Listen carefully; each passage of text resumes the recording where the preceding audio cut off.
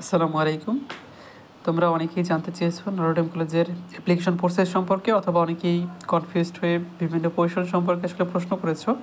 তো সকলের সুবিধার্থে আমি একটা টিউটোরিয়াল করছি, যেখানে আমি স্টেপ বাই স্টেপ বলে দিচ্ছি কীভাবে তোমরা অ্যাপ্লিকেশনটি করবে, কীভাবে পেমেন্ট করবে এবং কীভাবে অ্যাডমিট কার্ডটি ডাউনলোড করবে। তো চলো শুরুতেই শুরু করা যাক।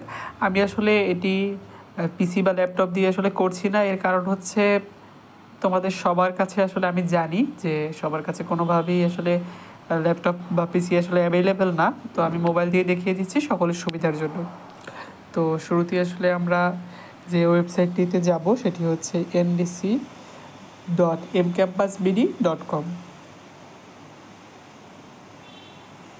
আমরা যখন এই ওয়েবসাইটটিতে চলে আসব, তখন আমরা অবশ্যই যে কাজটি করব সেটা হচ্ছে তোমরা উপরে যে মেনু বাটন বা থ্রি ডট বাটন যেটি বলো উপরে, সেখান থেকে তুমি অবশ্যই তোমার ওয়েবসাইটটিকে ডেস্কটপ সাইটে কনভার্ট করে নেবে। ডেস্কটপ সাইটে কনভার্ট করে নেওয়ার পরে তুমি ডান পাশে দেখতে পাবে অ্যাপ্লাই নাও বাটন আছে। সেখানে চাপ দিলে তোমাকে নিয়ে আসবে অ্যাপ্লিকেশন পেজে।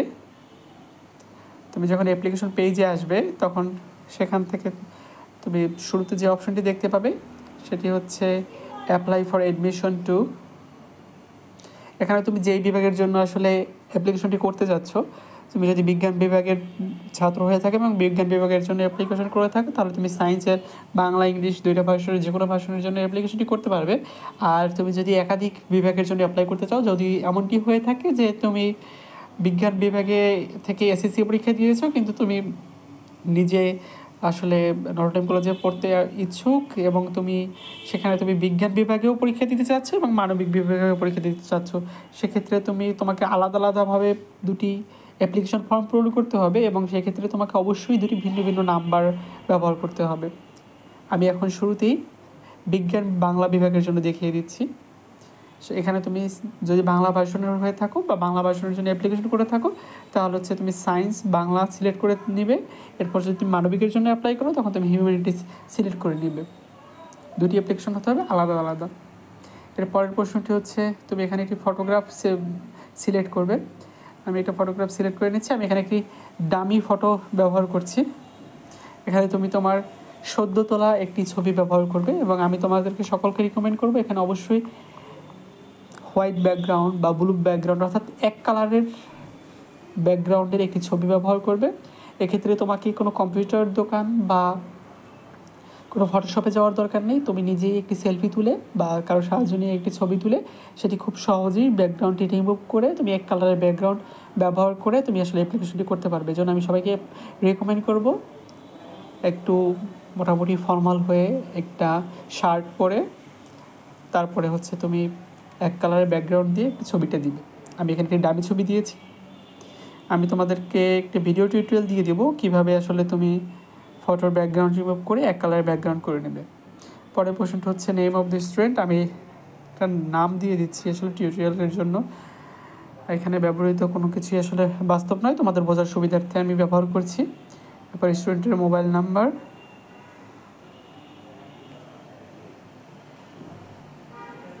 সব কিছু অবশ্যই তোমার এসএসসি অ্যাডমিট কার্ড অনুযায়ী দিবে। অ্যাডমিট কার্ড দেখে খেয়াল করে তারপরে দিবে। এরপর তুমি হচ্ছে তোমার রিলিজিয়ন বা ধর্ম দিবে।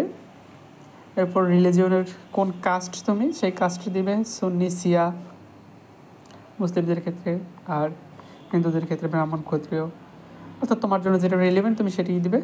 এরপর বাবার নাম, ধরো তোমার বাবার নাম আব্দুল জব্বার, বাবার মোবাইল নাম্বার, এরপরে তোমার মায়ের নাম, মায়ের মোবাইল নাম্বার,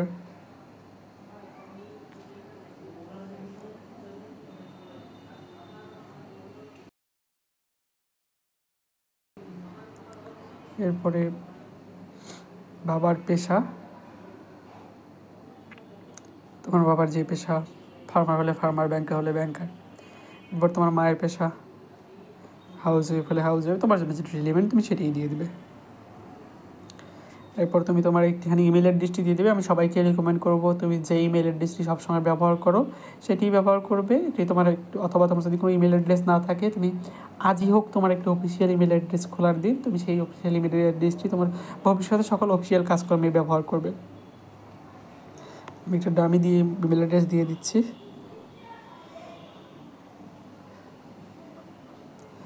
এরপর তুমি তোমার স্কুলের নামটি লিখবে, কোন স্কুল থেকে তুমি পাস করেছো। আমি দিয়ে দিচ্ছি বরিশাল জেলা স্কুল। আর তুমি লিখবে তুমি কোন বোর্ড থেকে পাস করেছো, তোমার স্কুলটা কোন বোর্ডে সেটি দিয়ে দিবে। তোমার এক্সাম রোল কত ছিল সেটি দিয়ে দিবে। তোমার রেজিস্ট্রেশন নাম্বার কত ছিল সেটি দিয়ে দিবে। তুমি যদি এসএসসি 24 ব্যাচ হয়ে থাকো সেক্ষেত্রে তোমার সেশন হবে 2022-23, এক্সাম ইয়ার 2024 হবে যদি তুমি ফার্স্ট টাইমার হয়ে থাকো। তোমার স্কুলটা কোথায় অবস্থিত, বিভাগীয় শহরে, জেলা শহরে, উপজেলা শহরে নাকি গ্রামে। আমি বরিশাল জেলা স্কুল থেকে বিভাগীয় শহরে ডিভিশনাল সিট দিয়ে দিচ্ছি। তোমার এসএসসি গ্রুপ কোনটা ছিল সেটি দিয়ে দিবে। এরপর তুমি কোন সাবজেক্টে কত কত করে গ্রেড পয়েন্ট পেয়েছিলে সেটি। তুমি যদি A+ পেয়ে থাকো 5, এভাবে তুমি যদিও সবগুলো সাবজেক্টে ম্যান্ডেটরি লেখা নাই, কিন্তু আমি সবাইকে রিকমেন্ড করবো সবগুলো সাবজেক্টের তোমার জিপিএ যেটা আছে আসলে তুমি সেটা দিয়ে দিবে। কারণ তুমি যদি এখানে যে সাবজেক্টগুলো উল্লেখ করা আছে সেগুলো যদি তুমি ম্যান্ডেটরি যেগুলো বলা নাই সেগুলো না দিলেও তুমি অ্যাপ্লিকেশন প্রসেসটি সামনে আগাতে পারবে না।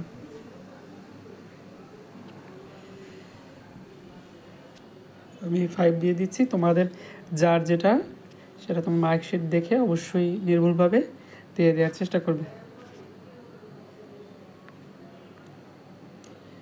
আর এখানে হচ্ছে তোমার এইখানে যে সাবজেক্টগুলো বলা নাই কিন্তু তোমার পরীক্ষা হয়েছিল, যদি আইসিটিতে কত পেয়েছো সেটা দিয়ে দিবে। তুমি ইসলামিক স্টাডিজ বা ইসলাম শিক্ষায় কত পেয়েছো সেটি দিয়ে দিবে। অর্থাৎ তোমার অন্যান্য যেই সাবজেক্টে পরীক্ষা হয়েছিল সেই সাবজেক্টগুলো আসলে এখানে দিবে। তোমার এডিশনাল সাবজেক্ট বা তোমরা যেটাকে 4th সাবজেক্ট বলে থাকো সেই ক্ষেত্রে তুমি সেই সাবজেক্টটি কী ছিল সেই সাবজেক্টের নামটি লিখবে। ধরো তোমার ছিল হায়ার ম্যাথ বা বায়োলজি, তুমি সেটা লিখবে। আর তুমি সেখানে কত গ্রেড পয়েন্ট ছিল সেটি লিখবে। আর টোটাল মার্কসটা অপশনাল, এটা তুমি দিতেও পারো নাও দিতে পারো। তুমি এসএসসিতে জিপিএ কত পেয়েছো সেটি এখানে দিবে। তুমি কয়টা সাবজেক্ট A+ পেয়েছো এখানে সেটি দিয়ে দিবে। এবং সেটা অবশ্যই কিন্তু শারীরিক শিক্ষা, কেরিয়ার শিক্ষা এগুলো বাদ দিয়ে, এগুলো দেওয়ার দরকার নেই। এগুলো বাদ দিয়ে তুমি কয়টা সাবজেক্ট A+ পেয়েছো সেটা দিবে। তুমি কোন ভার্সন থেকে পরীক্ষা দিয়েছিলে সেটি দিবে। এরপর তোমার যদি কোনো যমজ ভাই থেকে থাকে, অর্থাৎ তোমরা যদি আইডেন্টিক্যাল টুইন হয়ে থাকো সেক্ষেত্রে তোমার যদি মানে এটার উদ্দেশ্য আসলে এরকম, তো তোমার যদি কোনো যমজ ভাই থেকে থাকে তাহলে হচ্ছে তুমি এখানে তার রোল রেজিস্ট্রেশন নাম্বারটা দিয়ে দিবে। মোস্ট ইম্পর্ট্যান্ট ওয়ান, এখানে হচ্ছে তোমার কলেজ থেকে এই যে তুমি অ্যাপ্লিকেশনটা করছো, তোমাকে যে অ্যাপ্লিকেশনটা করার পরে যে পাসওয়ার্ড বা ওটিপি দেওয়া হবে সেটিকে যে নাম্বারে পাঠাবে, বা তুমি কলেজে চান্স পাওয়ার পর তোমাকে কংগ্রাচুলেশনস দিয়ে অর্থাৎ তোমাকে সকল ইনফরমেশন দেওয়ার জন্য যে নাম্বারটা ব্যবহার করা হবে সেই নাম্বারটি তুমি এখানে দিবে। আমি অবশ্যই রেকমেন্ড করবো এই নাম্বারটি যেন অবশ্যই তোমার নিজের বা তোমার বাবা বা মা দুজনের একজনের হয়ে থাকে। তোমরা অনেকেই দেখা যায় যে কম্পিউটার দোকান থেকে অ্যাপ্লাই করতে গিয়ে তোমরা সেইখানে নাম্বারটি আসলে ব্যবহার করে ফেলো। এই ভুলটি কোনো ক্রমেই করবে না।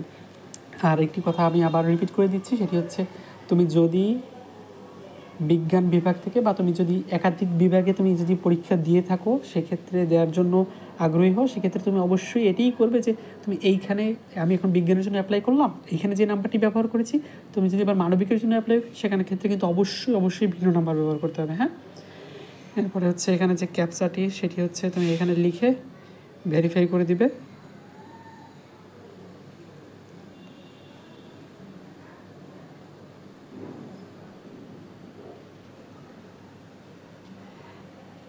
ক্যাপচাটি যেহেতু ভেরিফাই করা হয়ে গেছে, এখন যদি তুমি এই সাবমিট বাটনে ক্লিক করে দাও, সাবমিট বাটনে ক্লিক করে দিলেই আসলে তুমি দেখতে পাবে যে তোমার অ্যাপ্লিকেশনটি সাবমিট হয়ে গেছে।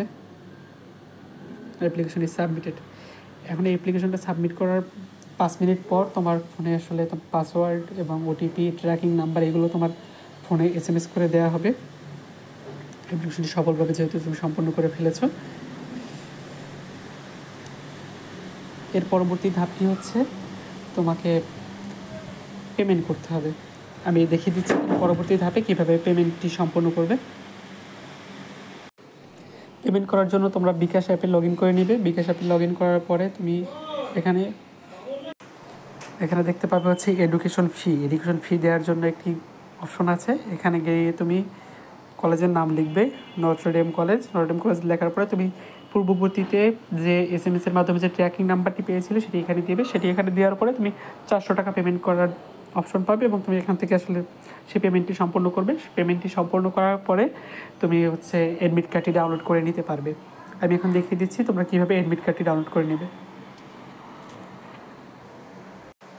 অ্যাডমিট কার্ডটি ডাউনলোড করার জন্য তোমরা ক্রোম ব্রাউজারে গিয়ে লিখবে ndcadmit.mcampusbd.com।